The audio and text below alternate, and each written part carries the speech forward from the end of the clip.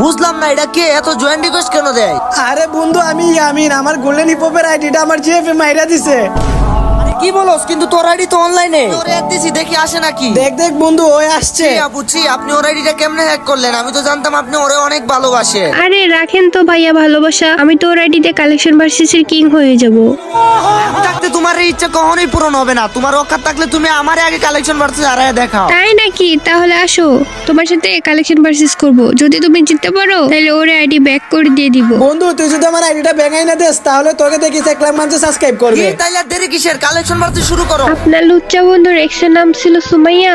এই দেখেন বান্ডিল বুইয়া। লল, এই বুঝা বান্ডিল তো আমার কাছেও আছে। আমার বাড়ির সামনে আছে অনেক বড় একটা গেট। এই দেখেন গোল্ডেন শেড। আমি যেইখানেই যাই না কেন আমার সব সময় খালি হয় লেট। তো আমি বের করে রাখছি আপনার গোল্ডেন শেডের ডে। ওরে বাপরে, আপনার কাছে এটাও আছে? না না, আপনার সাথে তো কালেকশন ভার্সেসে পারা যাবে না।